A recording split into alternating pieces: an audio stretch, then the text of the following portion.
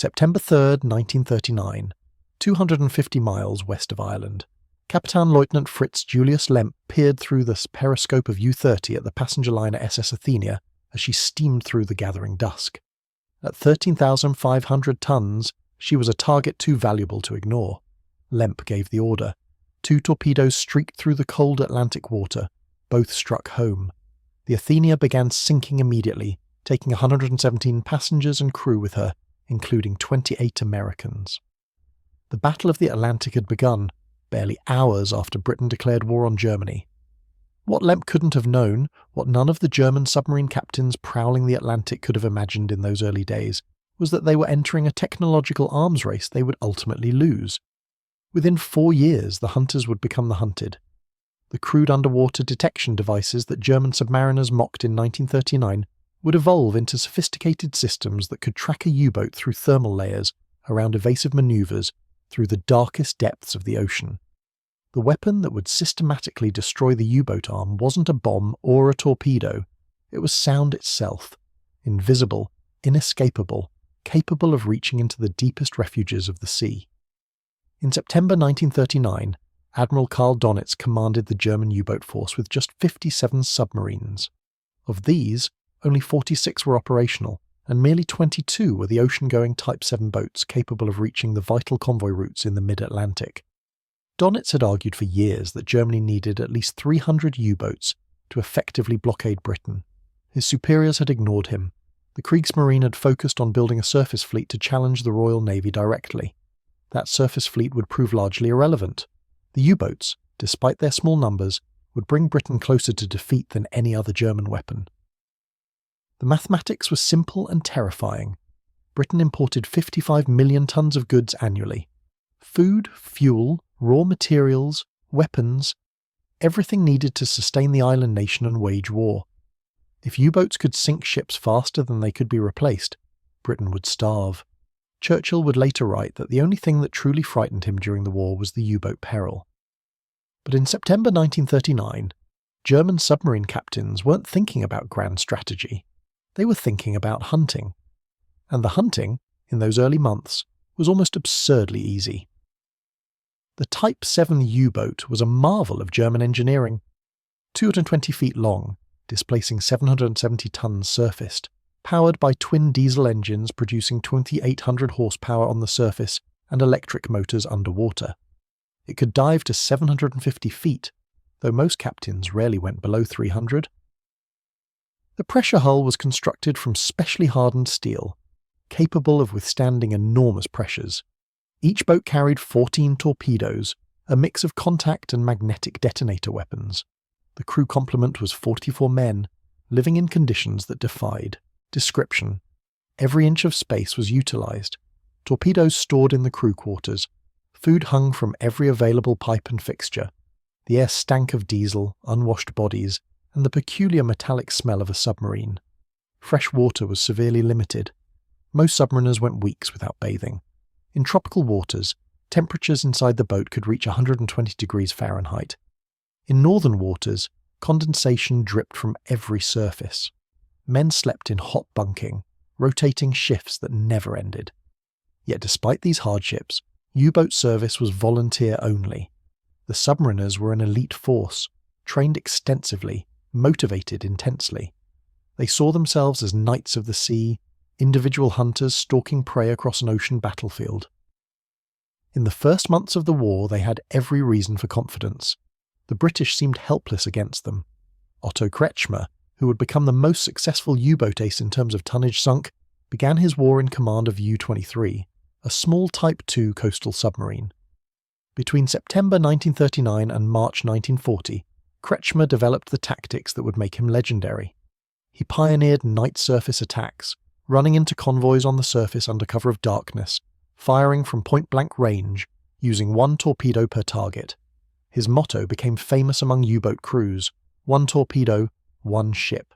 On December 18, 1939, Kretschmer attacked the British fleet destroyer HMS Daring, while she escorted convoy HN12 from Norway. A single torpedo struck the destroyer amidships, breaking her back. She sank in minutes. Kretschmer noted in his log that the destroyer neither sighted him nor detected him with ASDIC, the British underwater detection system. He surfaced, took photographs of the wreckage, and departed. The British didn't even know he'd been there. This was the pattern of U-boat operations in the first year of the war, invisible predators striking without warning, departing before escorts could respond. German submariners began calling it the first happy time. The British weapon that was supposed to defeat submarines was called ASDIC, named for the Anti-Submarine Detection Investigation Committee that developed it in the years after World War I. The concept was elegant. A transducer mounted beneath a ship's hull would emit pulses of sound. If those pulses struck a solid object, an echo would return. By measuring the time between transmission and echo, operators could determine range. By rotating the transducer like a searchlight, they could determine bearing. In theory, ASDIC made submarines visible underwater. In practice, early ASDIC was plagued with limitations that made it nearly worthless. The equipment only worked when the ship was moving at less than 15 knots. At higher speeds, turbulence from the ship's own propellers overwhelmed the delicate sound returns. The ASDIC beam was narrow, covering only a small cone of water. Operators had to sweep back and forth methodically, stopping to listen for echoes every few degrees. A submarine could slip past between sweeps. The device couldn't determine depth. A submarine 100 feet down gave the same echo as one at 300 feet. Critical information for setting depth charges. Most critically, ASDIC couldn't detect submarines on the surface, and in 1940 U-boats were doing most of their attacking on the surface. Gunther Prien, commanding U-47, had become a national hero in October 1939 when he penetrated the British fleet anchorage at Scapa Flow and torpedoed the battleship HMS Royal Oak, sending her to the bottom with 833 men. After that audacious raid, Prien went hunting in the Atlantic. His war diary from early 1940 reveals the German perspective on British defences. March 7, 1940. Convoy sighted at dusk, 53 degrees north, 16 degrees west. Approximately 20 merchant ships with 4 escorts. I surface and approach from starboard quarter. Escorts are pinging. I can hear the transmissions clearly through the hull, but they don't detect us. The British run their detection devices too fast, sweeping constantly instead of listening carefully.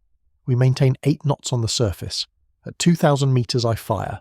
One hit on a tanker 8,000 tons. She burns beautifully. The escorts rush toward the column of smoke and flame, dropping depth charges randomly. I circle around the convoy's other side and fire again. Another tanker, this one 10,000 tons. 2 torpedoes, both hit. She explodes. The escorts are in complete confusion. I submerge and pass beneath the convoy at 80 metres depth. The pinging continues, but they never find me. The thermal layer at 65 metres deflects their transmissions. At dawn I surface 20 kilometres away and proceed to search for the next convoy. This contempt for British anti-submarine capabilities was shared throughout the U-boat force. The boats were sinking an average of 250,000 tons of shipping per month through late 1940 and into 1941. U-boat losses were minimal, fewer than 2 per month on average. Donitz was developing his Wolfpack tactics, coordinating multiple submarines to attack convoys in coordinated assaults. The first submarine to spot a convoy would radio headquarters with its position, then shadow the target while other U-boats converged. When enough boats were in position, they would attack simultaneously from multiple directions, overwhelming the escorts. The tactic worked brilliantly. In October 1940, convoy SC-7 lost 20 of 35 ships in a single night to a pack of 6 U-boats. Convoy HX-79 lost 12 ships the following night. The British were losing the Battle of the Atlantic. Churchill established the Western Approaches Command in Liverpool to coordinate the battle. More escorts were commissioned. Convoy tactics were refined. But the fundamental problem remained. The British couldn't find submarines that were attacking on the surface. ASDIC was useless against surface targets. Radar in 1940 wasn't sophisticated enough to detect the low profile of a submarine's conning tower in heavy seas. U-boats could approach convoys on the surface, attack, and escape before escorts could respond. Then, gradually, almost imperceptibly, the balance began shifting. The British were learning. New tactics were developed. Captain Frederick John Walker, commanding the 36th Escort Group, spent months developing coordinated attack patterns. Walker was a career anti-submarine warfare officer who had been passed over for promotion and nearly left the Navy. In October 1941, at age 44, he finally received command of a warship, HMS Stork, and the escort group that would make him the most successful U-boat killer in the Royal Navy. Walker's philosophy was simple but revolutionary. Don't just defend convoys, hunt and kill U-boats. His operating instructions left no doubt about his priorities. Our object is to kill, and all officers must fully develop the spirit of vicious offensive. No matter how many convoys we may shepherd through in safety, we shall have failed unless we slaughter U-boats. All energies must be bent to this end. Walker trained his crews obsessively. ASDIC operators learned to recognize echoes from submarines versus false returns from schools of fish or layers of different temperature water. Depth charge crews drilled until they could reload their awkward 500-pound weapons in under 10 seconds, even on a pitching deck in heavy seas. Walker developed a code system that let his ships coordinate attacks with minimal radio communication. Buttercup astern told every ship in his group exactly what maneuver to execute. In December 1941, Walker's escort group was covering homeward-bound convoy HG-76, 32 merchant ships from Gibraltar to Britain. The convoy was attacked by a wolf pack of 9 U-boats. Over the course of 6 days, Walker's group sank 4 U-boats and damaged 2 others, losing only 2 merchant ships and the escort carrier HMS Audacity. It was the first time a convoy escort had sunk more U-boats than the submarines had sunk ships. One of those kills, U-574, demonstrated the evolution of ASDIC tactics. HMS Stork detected the submarine at 2,400 yards, unusually long range. The ASDIC operator, carefully trained by Walker's relentless drilling, recognized the echo as solid and metallic. Stork increased speed and closed on the contact while maintaining continuous ASDIC transmissions. The U-boat captain, realizing he'd been detected, went deep, descending to 600 feet, deeper than most German captains dared go. But Walker's ASDIC could track him even at extreme depth. The ship passed over the submarine's estimated position and dropped a pattern of depth charges set for maximum depth. The U-boat's pressure hull, stressed beyond its design limits, imploded. There were no survivors. German U-boat command intercepted radio transmissions describing the action. The report was deeply disturbing. The British ASDIC had tracked U-574 continuously through evasive manoeuvres at extreme depth. The device was improving.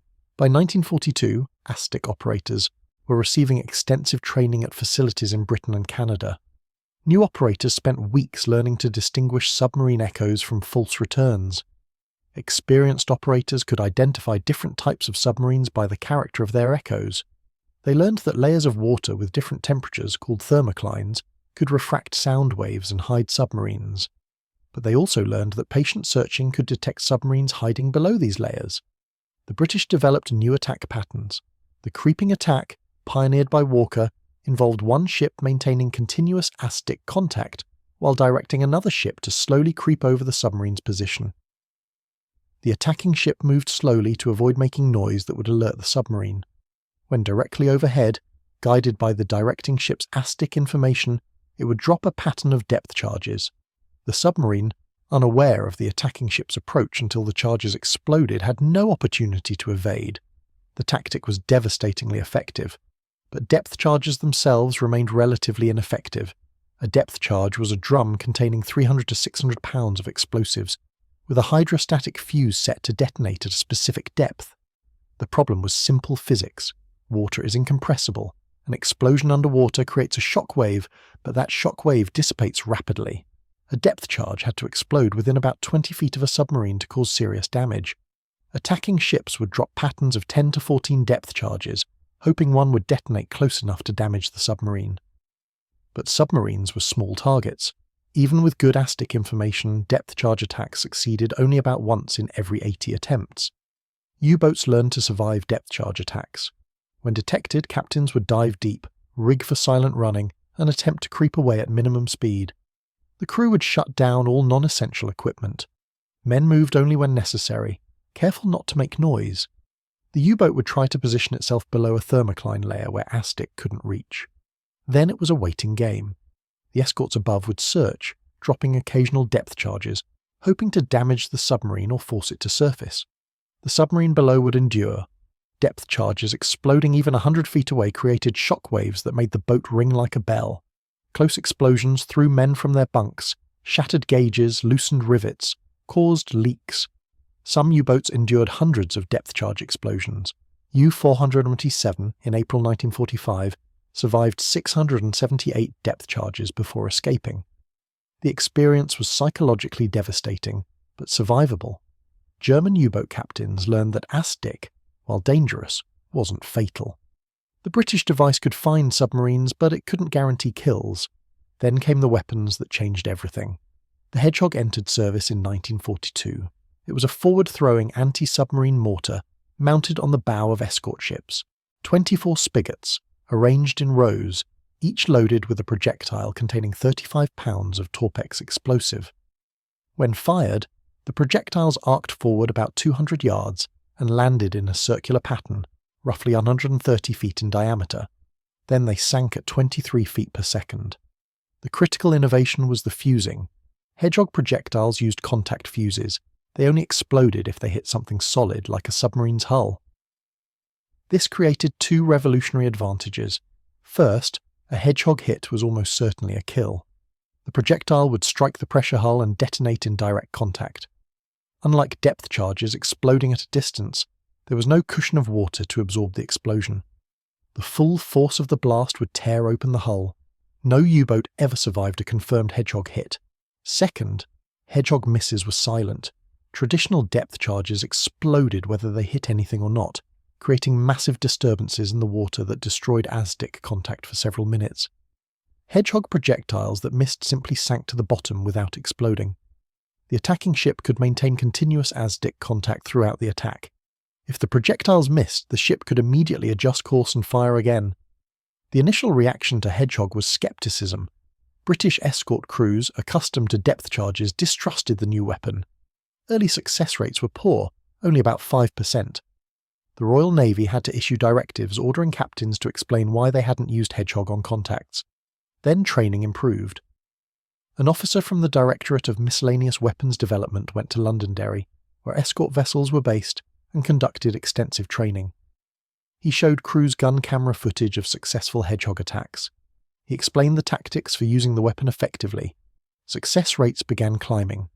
By late 1943, Hedgehog was achieving a 20% kill rate. 1 in 5 attacks resulted in a U-boat sinking. Compare that to the 1 in 80 success rate for conventional depth charges. For German U-boat crews, the Hedgehog came as a terrifying shock. They were accustomed to depth charge attacks, the booming explosions, the shaking hull, the gradually fading sounds as the escort lost contact and departed. With Hedgehog, there was no warning. An escort would establish ASDIC contact and maintain it, the pinging growing louder as the range decreased. Then silence. No explosions, no disturbances. Had the British given up? Had they lost contact? Then, without warning, multiple explosions directly against the hull. The boat would flood catastrophically.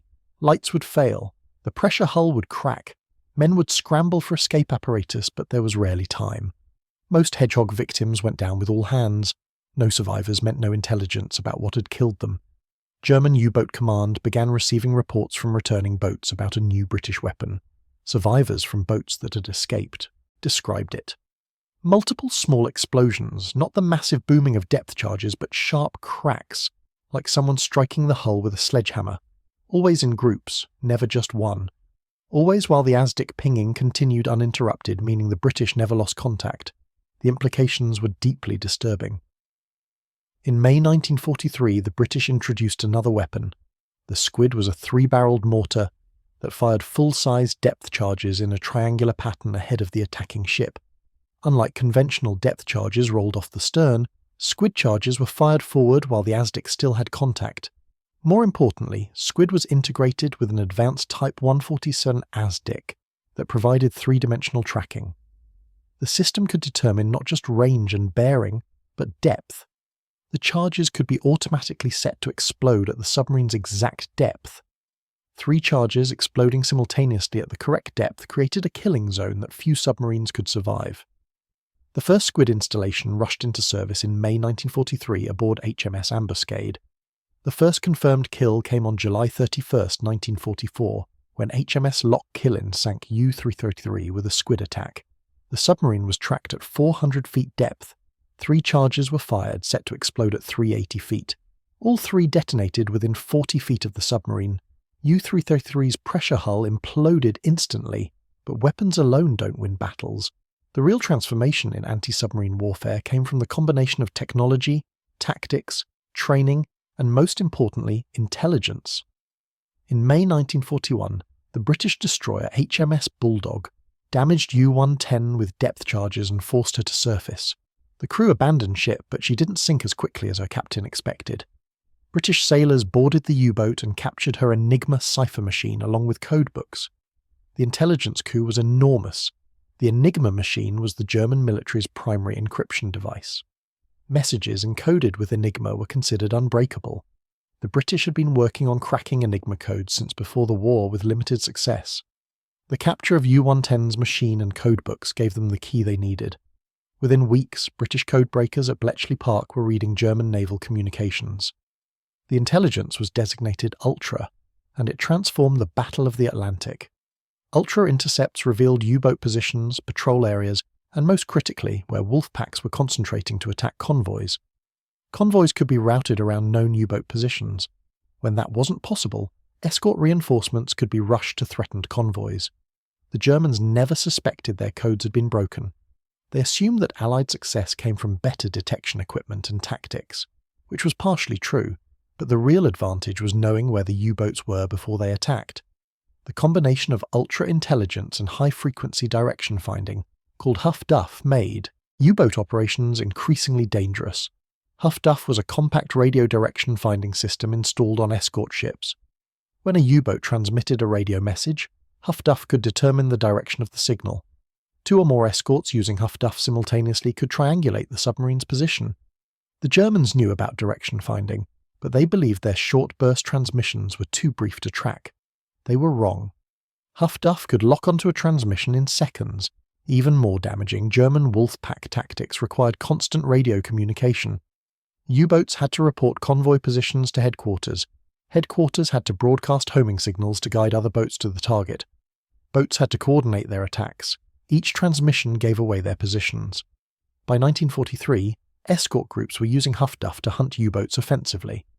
When a transmission was detected, a destroyer would detach from the convoy and race toward the source at maximum speed. Often the U-boat was still on the surface, vulnerable. If it crash-dived, ASDIC would track it down, and Hedgehog would kill it. The Germans tried countermeasures. They developed Pillenwerfer, a chemical noisemaker that released bubbles underwater to create false echoes. Early ASDIC operators were occasionally fooled, but experienced operators learned to distinguish the characteristic fizzing sound of Pillenwerfer from genuine submarine echoes. They experimented with rubber coating and absorbent materials to reduce ASDIC echoes. These had minimal effect. The ASDIC beam was powerful enough that even reduced echoes were detectable. They developed the Wanzer radar detector to warn of approaching aircraft equipped with radar. The Allies countered by developing centimetric radar that operated at frequencies Wanzer couldn't detect. The technological race was becoming one-sided. German innovations were defensive, desperate attempts to counter Allied advantages. Allied innovations were offensive, new ways to find and kill U-boats.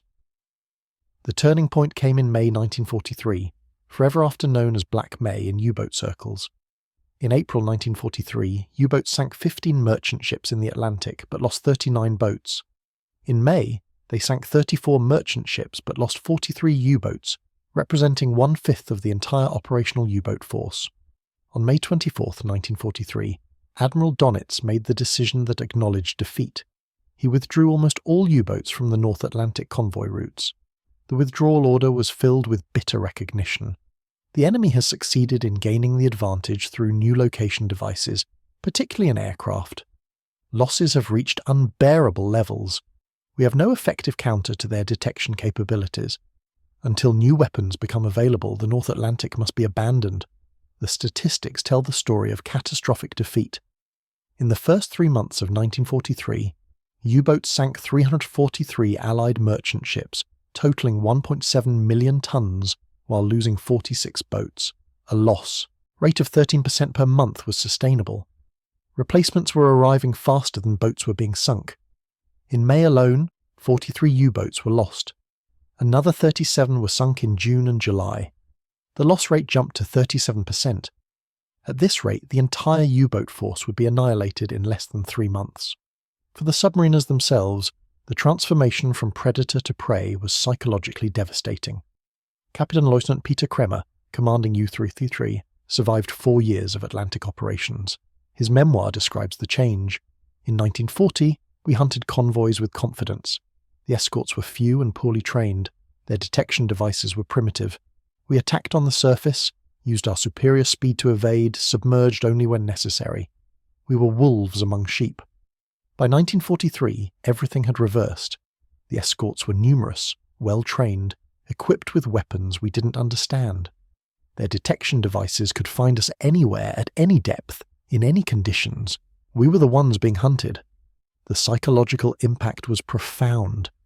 When you hear the ASDIC pinging, that sharp metallic ping echoing through the hull, getting louder as the escort closes, you know you've been found. You go deep, you rig for silent running, you try every evasion tactic. But the pinging continues, relentless, following every turn. Then comes the attack. Sometimes it's the booming of conventional depth charges. Sometimes it's the sharp crack of those forward-thrown weapons against the hull.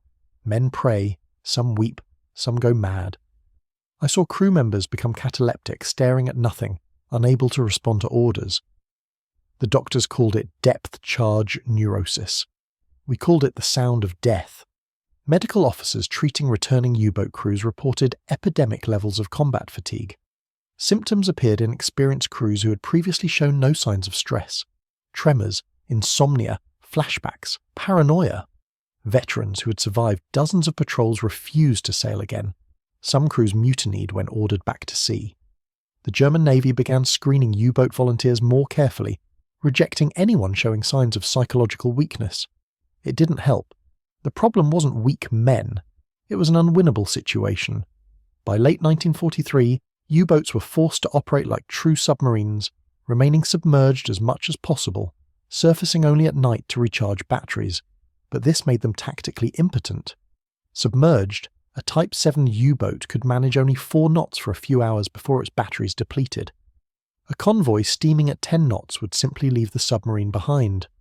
The U-boat couldn't chase, couldn't attack, couldn't do anything except hide and hope not to be detected. The Germans tried to develop technological solutions. The schnorkel, a Dutch invention captured when Germany occupied the Netherlands, was a retractable tube that allowed submarines to run their diesel engines while submerged at periscope depth. The schnorkel drew air down for the diesels and expelled exhaust through a second tube. In theory, it allowed submarines to remain submerged indefinitely, charging batteries without surfacing. In practice, the schnorkel created new problems. At periscope depth, the submarine was vulnerable to radar detection. The schnorkel head created a visible wake that aircraft could spot. If a wave closed over the schnorkel intake, the diesel engines would suck air from inside the boat, creating painful pressure changes that burst eardrums and caused severe discomfort. Most critically, moving at schnorkel depth was slow, typically 5 to 6 knots. U-boats using schnorkel couldn't chase convoys. They could only position themselves in convoy routes and hope targets appeared. The Type 31 U-boat, introduced in late 1944, represented the German attempt at a revolutionary submarine. Streamlined hull design, massive battery capacity, sophisticated electronic systems. The Type 31 could travel submerged at 17 knots for extended periods, faster than most escort ships.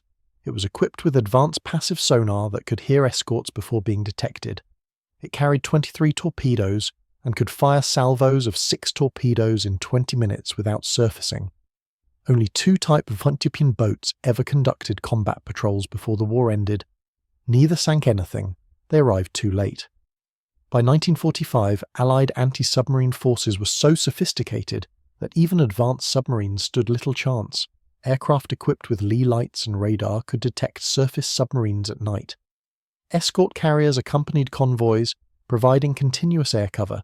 Hunter-killer groups roamed the Atlantic specifically hunting U-boats, using advanced ASDIC and head-throwing weapons. The final casualty statistics are staggering. Germany commissioned 162 U-boats during World War II. Of these, 785 were lost in combat or accidents. The U-boat force suffered the highest casualty rate of any German military service. Out of approximately 40,000 men who served in U-boats, 28,000 died, a 70% fatality rate. By comparison, Luftwaffe pilots suffered 50% casualties, Wehrmacht infantry 30%. No other military service in any nation during World War II suffered casualty rates approaching those of the U-boats. These statistics weren't random. They reflected the systematic technological and tactical superiority achieved by Allied anti-submarine forces. ASDIC evolved from a crude, unreliable device in 1939 to a sophisticated three-dimensional tracking system by 1945. Depth charges evolved from ineffective stern-dropped weapons to forward-firing mortars with contact fuses. Radar evolved from primitive systems that couldn't detect submarines to centimetric radar that could spot a snorkel head in heavy seas at night. Most critically, doctrine evolved. In 1940, escorts defended convoys passively, reacting to attacks. By 1943, escorts hunted U-boats offensively, seeking them out and destroying them before they could attack. The transformation can be seen in the career of Captain Frederick John Walker. Between October 1941 and his death from stress-related illness in July 1944, Walker's escort group sank 20 U-boats, more than any other Allied commander. His final patrol in January 1944 demonstrated the evolution of anti-submarine warfare. Walker's second support group was searching the western approaches when Huff Duff detected U-boat transmissions. Walker immediately turned his group toward the source. Aircraft from an escort carrier were launched to provide air cover. The U-boats, detecting increased activity, attempted to disperse, but there was nowhere to hide. Walker's ships had the latest Type 147 ASDIC, capable of tracking multiple contacts simultaneously. Over the course of 4 days, Walker's group sank 6 U-boats. U-592 was detected by ASDIC, tracked through evasive maneuvers, and destroyed by a creeping attack using Hedgehog. No survivors. U-762 was caught on the surface at night by radar-equipped aircraft. Forced to crash dive, she was hunted down by HMS Starling using ASDIC and destroyed with depth charges set for extreme depth. 3 survivors were rescued. U-238 attempted to hide below a thermocline at 600 feet depth. Walker's ASDIC tracked her anyway. A squid attack exploded 3 depth charges within 30 feet of her position. Her pressure hull imploded. No survivors. U-424, U-264, and U-271 were all detected, hunted, and sank within 72 hours. 16 U-boats were detected by Walker's group during this patrol. 6 were sunk, 4 damaged so severely they had to abort their patrols. 6 escaped by diving deep and remaining motionless for hours. It was the most successful anti-submarine patrol of the war. Walker was recommended for a knighthood. He died 6 months later, aged 48, worn out by years of relentless operational tempo. At the Kriegsmarine headquarters, intelligence officers studied reports from surviving U-boats and interrogations of captured crews. The picture that emerged was one of systematic Allied superiority in every aspect of anti-submarine warfare. The British and American ASDIC systems could detect submarines at ranges exceeding 3,000 yards in good conditions. They could track submarines through thermal layers, around evasive maneuvers, at depths previously considered safe. The devices could determine not just range and bearing but depth, providing enough information for precise weapons fire. Forward-throwing weapons like Hedgehog and Squid could kill submarines without losing contact, making evasion almost impossible. Aircraft equipped with radar and lee lights could detect submarines on the surface at night, eliminating the cover of darkness. Huff Duff could locate submarines from their own radio transmissions, turning communication into a liability. Most critically, Allied tactics had evolved to emphasize hunting over defending. Dedicated hunter-killer groups prowled the Atlantic specifically looking for U-boats. They had time, resources, and sophisticated equipment. When they found a submarine, they didn't let go. One report from U-Boat Command, dated March 1944, summarizes the situation. The enemy's underwater detection capabilities have reached a level we cannot counter with current technology or tactics. Their devices can find us regardless of depth, speed, or evasive maneuvers. Their weapons can kill us without losing detection contact. Their aircraft can find us on the surface regardless of weather or darkness. Our casualties are unsustainable. In the past 6 months, we have lost 198 boats. At current production rates, we will be unable to maintain operational strength beyond mid-1945. Crew morale has collapsed. Volunteers are becoming scarce. Those who do volunteer often break down during training.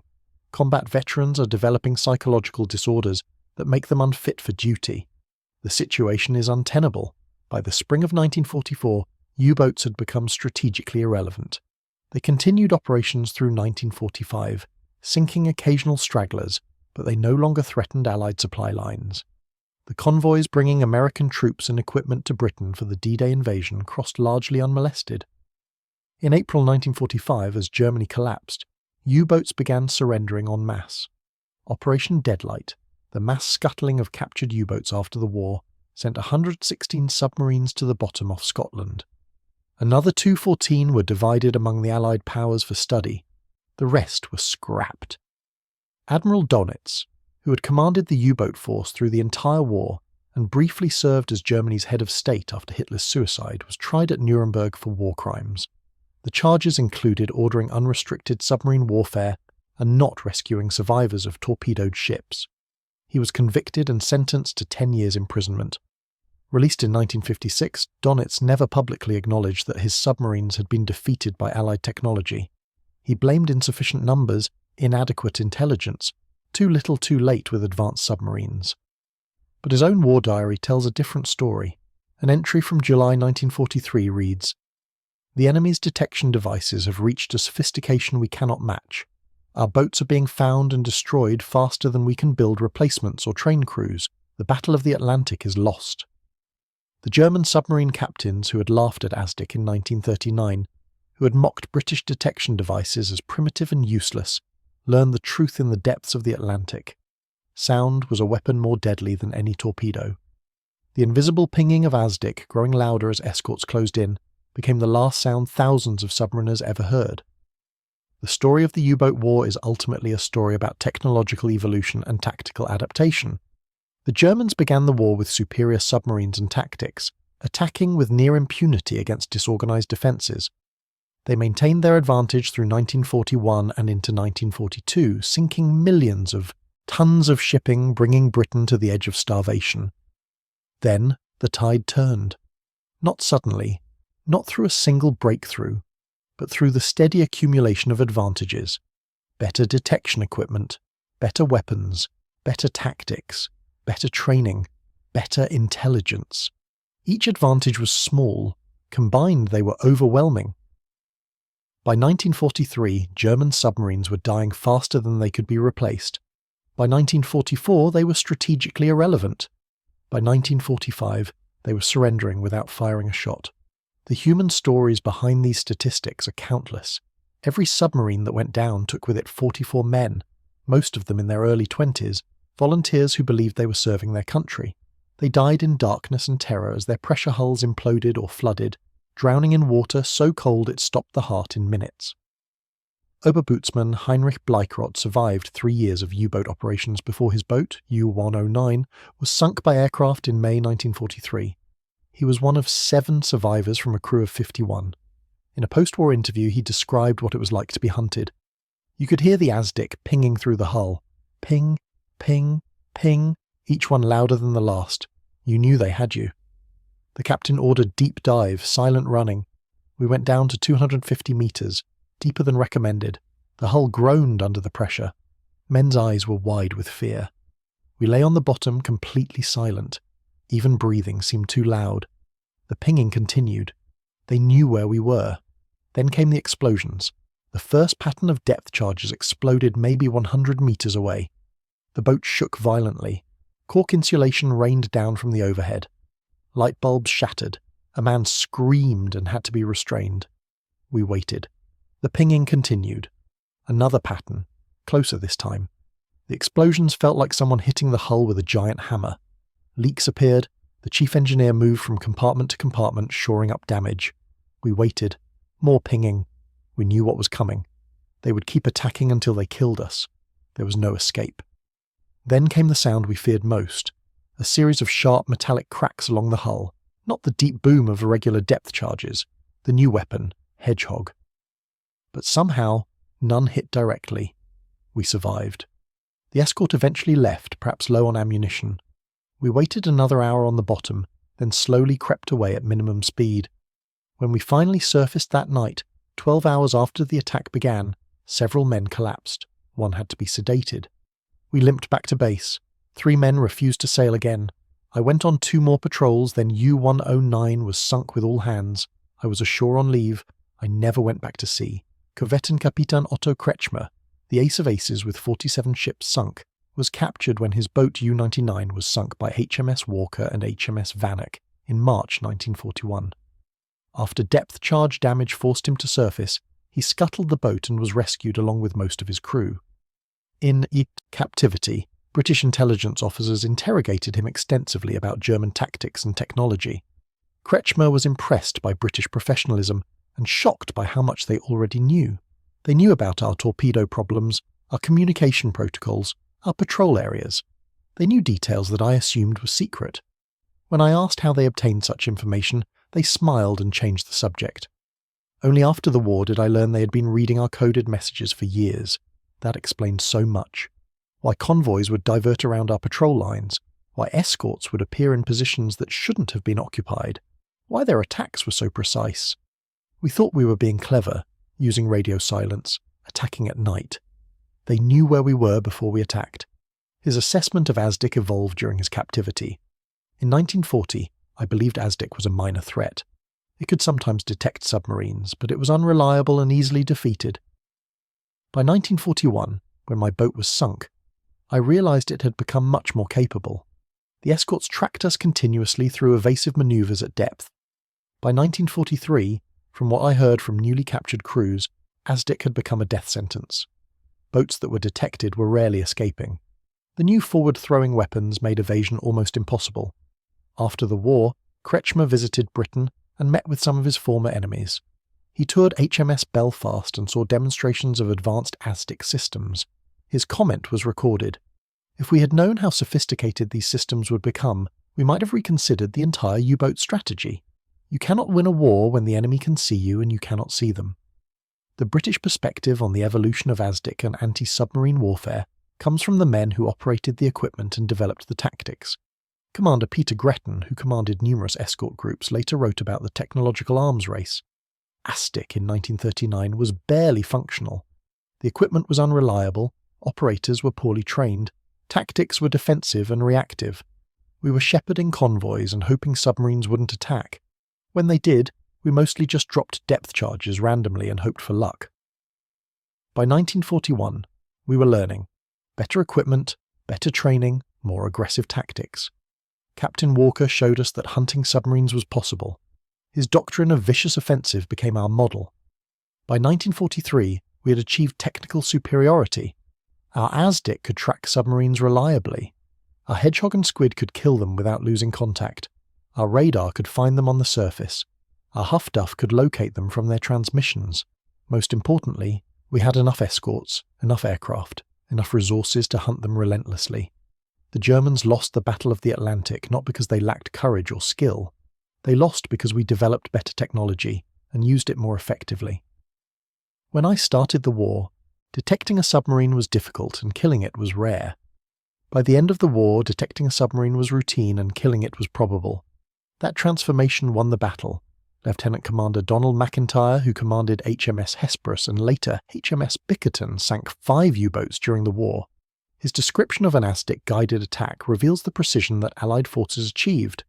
We detected U-187 at 2,200 yards, a clear echo, definitely submarine. I increased speed to 15 knots and closed while maintaining contact.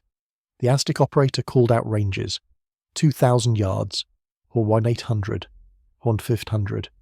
The echo remained solid, no indication the submarine was aware of us. At 1,000 yards, the U-boat must have heard our propellers. The echo suddenly shifted as he went deep and turned hard to starboard. Our ASDIC followed him through the turn. 800 yards, bearing 210, depth increasing. He was diving fast, trying to get below a thermal layer. We adjusted course to intercept. The ASDIC operator was excellent, maintaining contact continuously, despite the evasive maneuvers. At 400 yards, I ordered Hedgehog ready. The submarine was now at 350 feet and still diving. At 200 yards, I ordered fire. 24 projectiles arced forward and splashed into the water in a circular pattern. We maintained speed and course, the ASDIC still locked on the contact.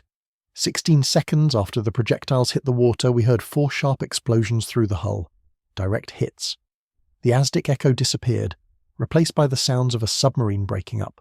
Bulkheads collapsing, air escaping, metal tearing. A large oil slick appeared on the surface, along with debris and human remains. U-187 and her entire crew of 49 men were gone. The whole action, from first detection to sinking, took less than 4 minutes. The German naval archives, captured at the end of the war, contained extensive documentation of the U-boat force's decline. Loss reports filed monthly show the progression clearly. January 1940, 2 U-boats lost.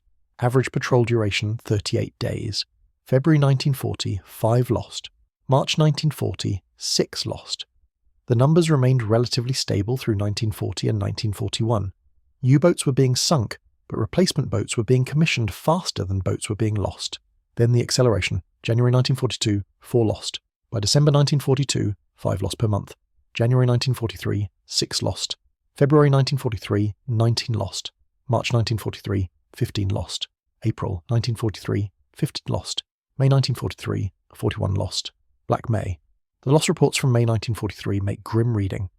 May 1st, U-109 lost in North Atlantic, cause unknown, presumed sunk by aircraft. 51 crew, no survivors.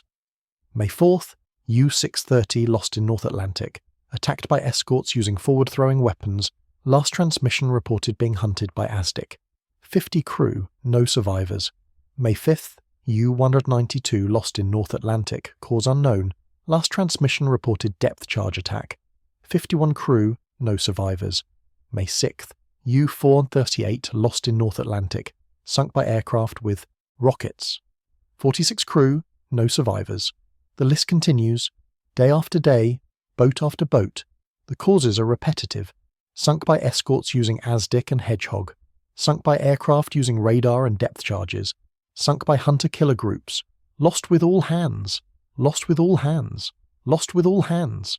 The phrase appears again and again. By the end of May, 41 boats lost, 1,147 men dead. Only 243 survivors, most of them captured. The psychological impact on the remaining crews was documented by U-boat command medical officers. A report from June 1943 notes that returning crews were showing signs of severe combat fatigue at unprecedented rates. Symptoms include tremors, inability to sleep, auditory hallucinations, particularly hearing ASDIC pinging when not present, acute anxiety, and in severe cases, cataleptic states requiring hospitalization. These symptoms appear even in veteran crews with multiple successful patrols. The pattern suggests not weakness in individuals, but rather an operational environment that has become psychologically unbearable. One symptom particularly noted is an obsessive focus on sounds. Crew members become hypervigilant about any noise, internal or external. The sound of ASDIC pinging through the hull induces immediate panic responses, even in experienced men. Some crews have reported hearing ASDIC pinging continuously, even when surfaced or in port. This appears to be a trauma response to extended periods of being hunted. Recommendations include rotating crews more frequently, providing extended shore leave, and screening volunteers more carefully for psychological resilience. However, given the operational tempo and crew shortages, these recommendations cannot be fully implemented. The report concludes bleakly. The current operational environment, in which boats are being detected and attacked with high probability on every patrol, is not sustainable from a personnel perspective. Even if we had unlimited boats and supplies, we are running out of men willing and able to crew them. The Allied victory in the Battle of the Atlantic was not predetermined. In 1940 and 1941, Germany came close to winning. If U-boats had been available in greater numbers, if German intelligence had been better, if the Allies hadn't broken the Enigma codes, the outcome might have been different. But by 1943, the confluence of factors that produced Allied victory became overwhelming. ASDIC technology matured from crude, unreliable equipment to sophisticated three-dimensional tracking systems. Forward-throwing weapons like Hedgehog and Squid transformed kill rates from 1 in 80 to 1 in 5. Radar evolved to detect submarines on the surface in all conditions. Huff Duff could locate submarines from their own transmissions. Ultra-intelligence revealed U-boat positions before they attacked. Escort carriers provided continuous air cover, hunter-killer groups actively sought out submarines. Training improved dramatically, producing skilled ASDIC, operators and aggressive commanders. Industrial capacity provided enough escorts, aircraft and weapons to dominate the battlefield. Each factor alone would have been significant. Combined, they were insurmountable. The German submarine captains who mocked Allied detection capabilities in 1939 learned too late that technological evolution could reverse any initial advantage. The crude pinging device they dismissed became the sound of their doom. In the final months of the war, U-boats became floating coffins. Boats that left port in early 1945 had less than a 50% chance of returning. Many boats never even reached operational areas. They were detected and sunk in the Bay of Biscay or the North Sea by aircraft and hunter-killer groups that maintained constant patrols. The last U-boat sunk in combat was U-320, destroyed on April 30th, 1945, the same day Hitler committed suicide. She was detected by HMS Redmill using Type 147 ASDIC, tracked continuously for 45 minutes through evasive maneuvers, and destroyed by a squid attack. 3 depth charges detonated simultaneously at 400 feet depth, 30 feet from the submarine's position. The pressure hull imploded. All 52 crew members died. The war in Europe ended 8 days later. When Germany surrendered on May 8, 1945, 156 U-boats were still at sea. Donitz ordered them all to surface, fly black surrender flags, and proceed to designated Allied ports. Some captains complied immediately, others delayed, trying to reach neutral ports. A few scuttled their boats rather than surrender. U-32 503, U-34, and several others were scuttled by their crews. U-977 sailed to Argentina, arriving in August 1945. Her captain, Oberleutnant Zursee Heinz Schaffer, surrendered to Argentine authorities. U-530 also reached Argentina. Both boats and crews were eventually turned over to the United States. The remaining U-boats sailed into Allied ports throughout May 1945. British, American and Canadian forces processed hundreds of submarines and thousands of crew members. The submarines were systematically examined, their technologies documented, their capabilities assessed. The intelligence was shared among the Allies, though growing tensions between the Western Allies and Soviet Union meant some information was withheld from the Soviets. In June 1945, the Allied powers decided the fate of the captured U-boats. Some advance boats, particularly Type Fos-Fus, were divided among the victors for further study. The United States took several boats, as did Britain, France and the Soviet Union. These boats influenced post-war submarine development in all nations. The remaining boats, more than 100 submarines, were towed to deep water off Scotland and Ireland for Operation Deadliest. Between November 1945 and February 1946, these U-boats were systematically sunk. Some were used for weapons testing, others were simply scuttled. The boats that had terrorized the Atlantic for 6 years went to the bottom they had sent so many, others too. The last U-boat to be sunk in Operation Deadliest was U-2523, a Type Centauro, scuttled on February 11, 1946. With her went the final chapter of the German U-boat force.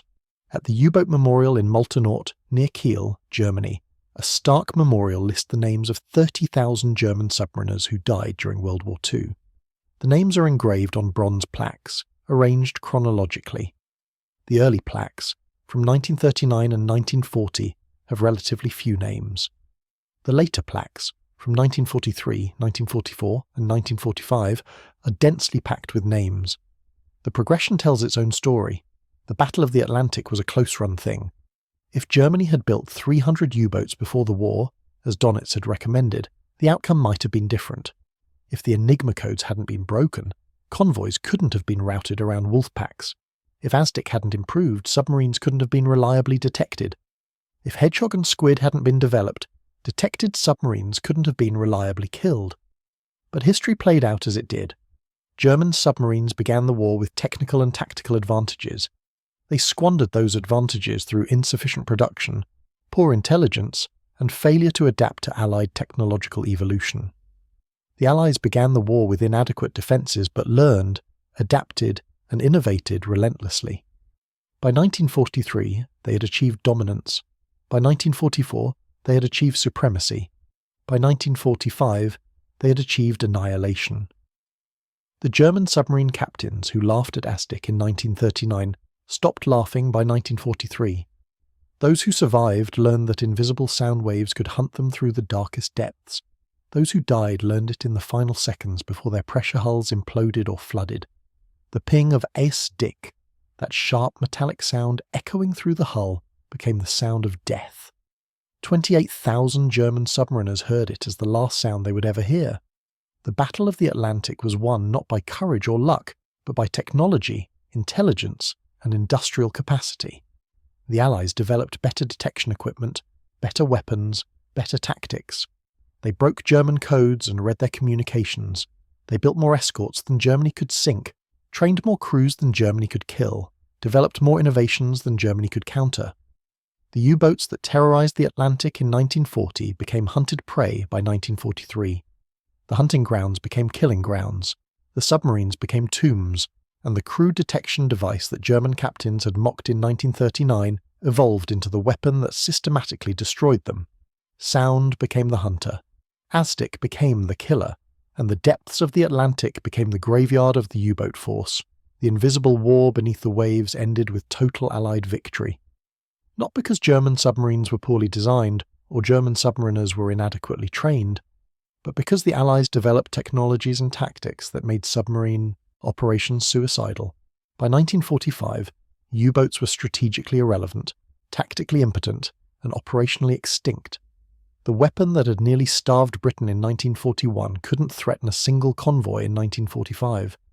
That transformation, from predator to prey, from hunter to hunted, from terror weapon to death trap, represents one of the most complete military reversals in history.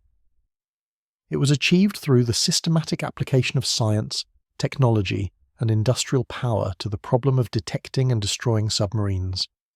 The Germans mocked Allied sonar in 1939. By 1945, there were no German submarine captains left to mock anything. They were dead, captured, or surrendered. And the sound of ASDIC pinging through their hulls was the last sound thousands of them ever heard,